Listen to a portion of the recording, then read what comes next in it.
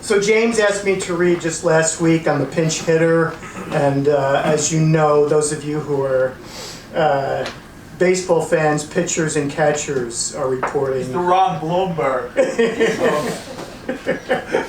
So here I am, and usually I write about Hudson County and about Italian Americans, my heritage, and it's quite awful sometimes in terms of what goes on. So being that tonight there's a bunch of lies being told in Washington at this moment probably, I thought I wanted to read something a little lighter and a little different. This is a real stretch for me, and it's not a big stretch really, but for me it is. It takes place at the beach at Long Beach Island, so I'm still in New Jersey. I can't ever get out of New Jersey, it seems.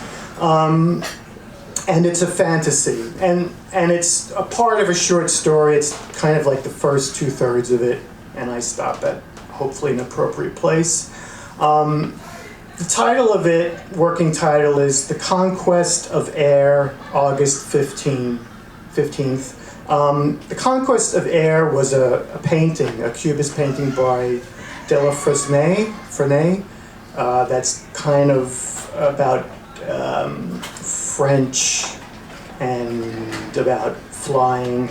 And August 15th, those of you who are Catholic might know this, it's the Feast of the Assumption. And that's when Mary was raised into heaven bodily. Anyhow, so here goes. "Tuna will not be denied," Ralph shouted, whistling as the immense fish broke through the ocean's surface and soared not 20 feet off the boat's bow. His insides rose along with it. "Christ, that's some leap, eh, Ted?" Ralph looked over, but his buddy remained remarkably asleep in the stern. The next feeling, an obvious fact, would be the tuna's crash. For an ecstatic instant, though, an instant way outside time, Ralph not only had the feeling of elevation, but he actually ascended above the boat. The tuna disappeared. Ralph floated. He stabilized. Suspended above the breakers, a panoramic view greeted him. Well beyond Atlantic City to the south, up to Breezy Point in the north, the far expanse of water led to the infinite east. In the west, meager hills and spires of well-kept churches poked up. Ralph located the small towns that so many of the daily visitors escaped as often as they could. Places like Piscataway, Holmdel, and Sayreville. Places that spawned the hordes invading his beach at Barnegat Light, crowding it with their chairs and umbrellas, their coolers filled with grapes and ham sandwiches, peanut butter and jelly for their innumerable kids. Beer, lots of beer. The invaders wore Ray-Bans and gold reflective wraparounds. They sprayed non-stick sunscreen on each other. The young mothers breastfeeding right out in the goddamn open, eating avocado sandwiches and drinking Coronas, as if that made them internationals. The guys looked at the mother's boobs like it was nothing. Ralph hung in the sky. He liked it up there. He was higher, he realized, than a kite. Directly below, Ted hadn't stirred. He'd not seen Ralph go up, nor seen him float. Scanning the horizon, watching all that was going on in Barnegat Bay, the channel and coastline. At one point in history, this would have been a real military advantage, keeping vigil for Nazi U-boats or destroyers. He might have really helped the war effort. But even his veteran father wouldn't believe this, so Ralph thought, dumb. Ralph would have said so, too. Dumb, if he hadn't experienced the float firsthand. "What are you smoking?" he would have said. Sure, he and Ted smoked their weed and shared a six, but that was normal for mid-August, after a day shooting nails into plywood for another Harvey Cedars estate. Ralph wasn't high from any substance. He was, no lie, in the air. But this wasn't good. He had to get down immediately, not only for normal safety, but because wife Fanny was right at 9 months. A late-in-life pregnancy that neither of them expected, one they hadn't been trying for, one which they agreed they were nervous as hell about. They'd always thought they'd dodged that bullet. Nevertheless, the prospect of a child, once it dawned on them that it would happen, was the opportunity of their lifetime. They talked it out, decided to go ahead in spite of and in addition to their fear. Ralph and Fanny were thrilled. Each had secretly wanted a kid, even when they said they didn't. They'd wished it would have happened all those times they'd not used any prevention. When Fanny missed her time, Ralph spilled the beans to Ted within a week. Ted of the 4 children, who said, "Welcome to the funny farm, brother." They embraced, and Ralph got all of a sudden scared. Thanks a lot, Ralph thought, quietly holding Ted as tightly as he'd ever held any man.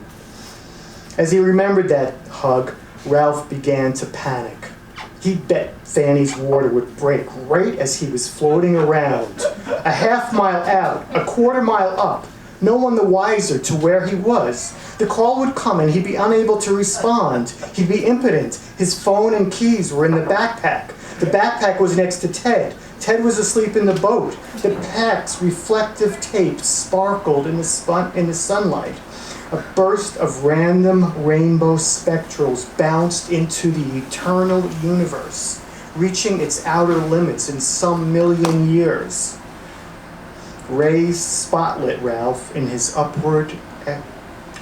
unexpected upward trip. There he was, high above the ocean, freaking out about Fanny, yet somehow enjoying the experience. He was apart from and above the world. He was free. The most recently completed house Ralph and Ted had worked on came into view as he rotated slowly. A big, beautiful place designed and built by Robert Fenestre, Finer Homes. The house sat at the north end of Harvey Cedars, owned and inhabited by an unnamed pop star and her lover, Lucille. The house gave right onto the ocean, of course, with a classic wraparound porch like those Ralph remembered from college days in New Hampshire. Immense windows. Barnegat light was serene, if nothing else. But something was going on. After 5 minutes, the van pulled off at 23rd Bay Road, making the left into High Bar Harbor, where Ralph lived with Fanny, where he'd been born, in fact. Fanny was from the mainland, Stafford to be precise. They'd both worked at Raimundo's for many summers in high school, bussing tables and doing setups. Fanny had become head waitress, but knew going to college would better her position to get as far away from South Jersey as possible. Her scholarship to Duke was step 1. She loved her college life, loved her major course of study in philosophy, her minor in art history. She imagined the world opening up in beauty and thought. She loved Alpha Delta Phi and parties, basketball games and parties, parties and parties. Even with all that, she finished with a 3.5 cum, but the 1998 economy, when she graduated, wasn't hospitable to philosophy majors. What economy was? She arrived back at Raimundo's at the same time Ralph returned from Dartmouth. "Congratulations, Ralph."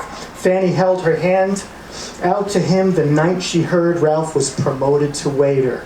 He held her hand between his 2 warm ones. Ralph believed that was the moment their courtship began. They each wound up living with someone else, though. Got close to marrying their respective partners, broke up, were left, broke up again. All the while, Ralph and Fanny remained at the restaurant, both servers making respectable money, closer and closer friends. "How's the philosophy business?" Ralph would ask. "Probably the same as the poetry trade," Fanny joked right back at him. "I studied literature. I write nonfiction essays." Of course, essays. Ralph tried to protest that his desire remained to do something beyond serving prime rib, free-range chickens, and bronzinos to sunburned folks who brought Too much wine to BYO Raimundo's. You've got an essay going? Franny asked. Yeah, I do, about the patrons' alcohol problems. On exactly? Well, Ralph hadn't time to get beyond the initial idea. I'm glad we're not liable for them, Ralph said. Give us a liquor license and we will be. That could be the end of us. They'd get cut off, Fanny said. We'd make the decision. If you don't cut someone off and they're over the limit and they do damage of any type, you're liable. That's the law. Sounds draconian, Ralph said. It is, but it has to be to stop this epidemic. Drinking isn't doing anyone any good. Listen to you, are you a prohibitionist or something? No, Fanny stopped. I've seen it firsthand. My father, he paralyzed himself. Our neighbor became a double amputee. They were both so drunk that neither knew what happened until 2 days later. They were at Kubel's. I'll never go there. I don't want to see anyone who might have been working that night or drinking that night. Right about that, Ralph. Fanny didn't say she actually wanted to kill whoever hadn't cut off her father's drinking or neighbor Jim's. That she'd want to ream them with an oar for being so irresponsible. Rather, she unloaded her story over the course of the dinner hours and cleanup one night after they'd both been working together for a few summers. She and Ralph sat in the parking lot on their car's hoods as she finished her story. I could have gone on for my master's and PhD. I could have got a teaching job, she said. There were only a handful of female philosophy faculty in the whole damn country. I could have written my own ticket. I was being groomed for something important. My mentor was introducing me to everyone at the national conferences. He liked me. Liked you? Liked you? He was close to 80, Ralph. He wanted a legacy. He'd had a dozen guys go on to teach, to write. No women, though. I was his daughter. Not his girlfriend. Oh, Jesus, Ralph, don't be a snot.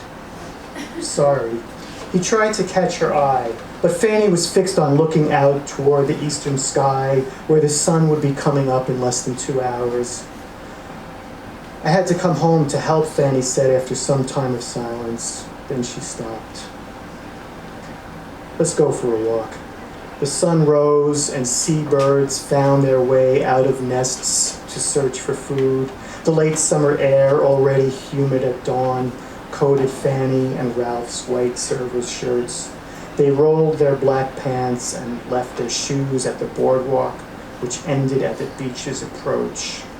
The light was silvered white, a yellow crest of sun peeking over the curved horizon. The smell of sea filled their heads, the brine and salt, the freshness that had captured and kept them close to its fecundity renewed. Fanny turned to face him, and the sun lit her face up so that Ralph finally saw it in all its brightness. Someone had to help, she said. Her face was round, a circle, he thought, as if a skilled draftsman had drawn it. Her eyes and nose overwhelmed by the fleshiness of her cheeks, her black hair had frizzed, and Fanny kept pulling a droopy lock from her brow. Ralph watched. He didn't ask further of her return, knowing she was torn and conflicted by so many loves and her longed-for destiny. She hadn't found her way to realizing her desire as so much of life goes. Thoughts floated away unremembered, thwarted, the poignancy of loss subsumed by excuse and the grace of preoccupation. Sand and pebbles crunched below their feet. They linked pinkies and pulled into each other's side, bouncing at the hip. My father died last week, she said, as Ralph opened his apartment's side door. What? No, why didn't you tell me? We had no money for anything but cremation. He's on the coffee table now. My obligation's over. Sorry. Ralph knew right there he couldn't let Fanny go. Ever. He wanted to be with her for each morning that remained of his life. They slept until noon. Robert Finestra's van continued west on Bay Road. Ralph watched it move off Central. Something he knew was way wrong at home. There was a problem that wouldn't end well, but all he could do was watch from his perch high above the sea where gulls circled, squawking warnings and fear.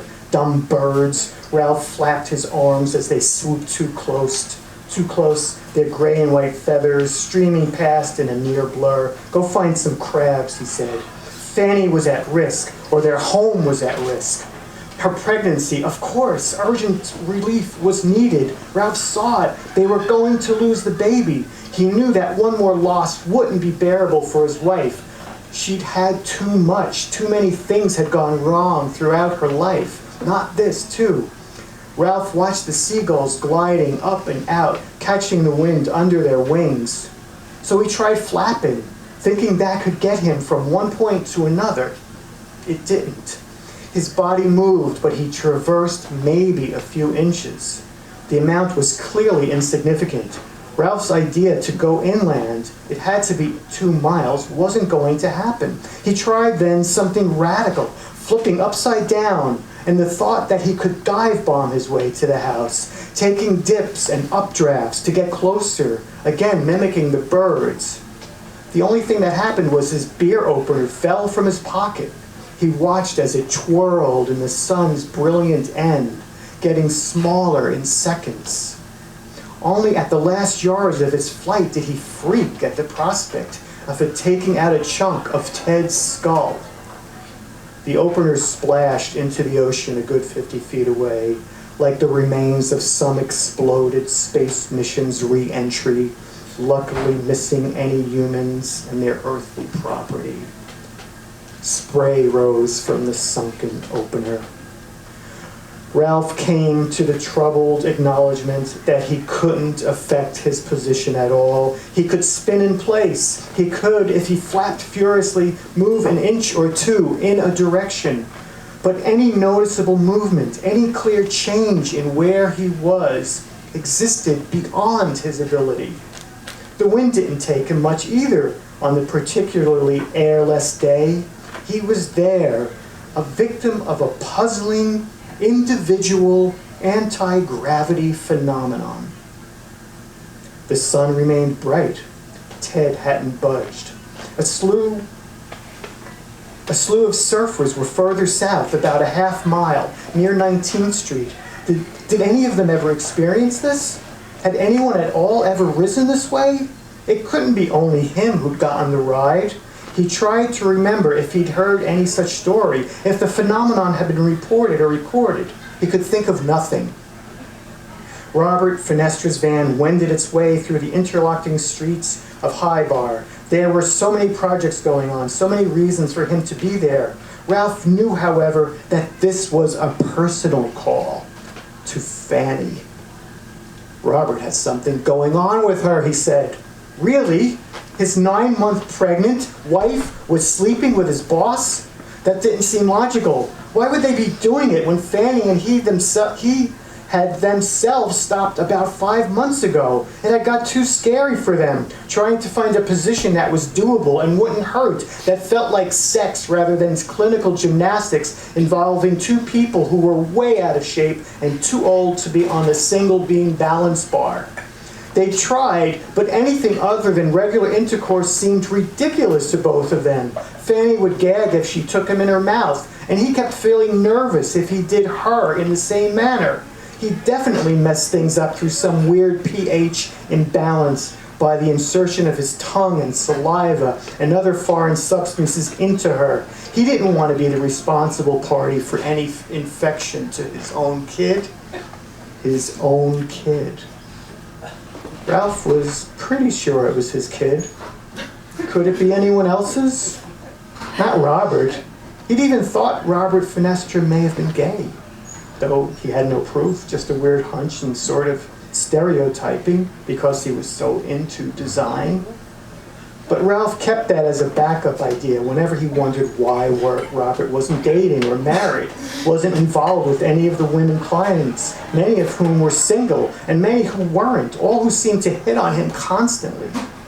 That's only a way of getting me to offer a contract, Robert had told him and Ted one lunch break as they ate tuna tacos. They think if they spread their legs for me, I'll pull out the paperwork. Not gonna happen. Robert spoke like too many of the workers sometimes, as if having a leaning toward crassness might be good for his image. I'm not fucking anyone for money. I'm no puta. Robert spoke some Spanish, a fair amount of Italian, and a smattering of French. He was urbane and witty. He altered, though, when he hung out with the day laborers, as if he needed to let them know he was just a regular guy like them, not the multi-millionaire he'd become through hard work and talent. Was that the kind of guy Fanny would hook up with at the tail end of her pregnancy? She couldn't be attracted to that, but maybe she could be attracted to the money. Ralph had made enough as a foreman to keep him solvent, and they did have that property he'd inherited from his folks. But she'd had to keep serving at way too long at Raimundo's. I can do this for us, she said. You do plenty for me.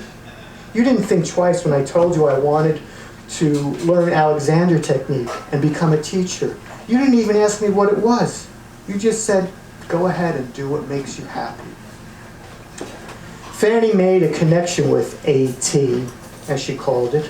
She had a way with her words and hands, a way to help folks visualize their spine, extending up through their head, lifted almost aloft by an imaginary helium balloon. She loved the work, and she grew a big client list. Fanny hooked up with the LBI Arts Center. She went to the Islands 3 chiropractors and 2 acupuncturists and was able to work in their office and piggyback onto some of their clients. That was when she started working on Robert. He became a quick adherent of Alexander and went to her Surf City location each week. That must be when they started, Ralph thought. At some point during the hands-on experience of Alexander technique, they'd gotten extra hands-on and whatever else. Ralph was supremely disappointed with that thought, and his true desire to be a father,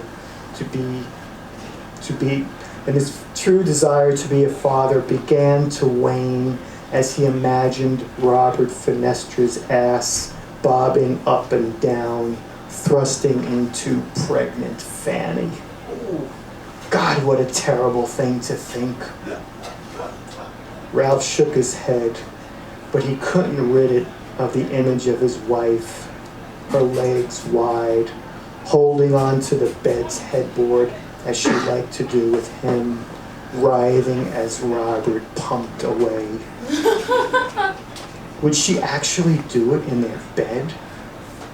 He just hoped that wasn't the case. He hoped Fanny would have the decency to keep their queen size out of the mix. Ralph was sad more than anything. He realized how much he loved Fanny, and he actually genuinely liked Robert Fenestra. Now this was ruining everything. He watched the van turn onto Ellen Court and go midway down the block. It pulled into number 38, and while he couldn't exactly see Fanny, he knew more than he could say that her greeting to Robert would be exceptionally warm, regardless of her condition. Ralph could do nothing about the event as it was playing out. All he could do was hover in suspended space, watching his world crumble. Thank you guys. Thanks so much for coming, for staying. Thanks, James, and coming.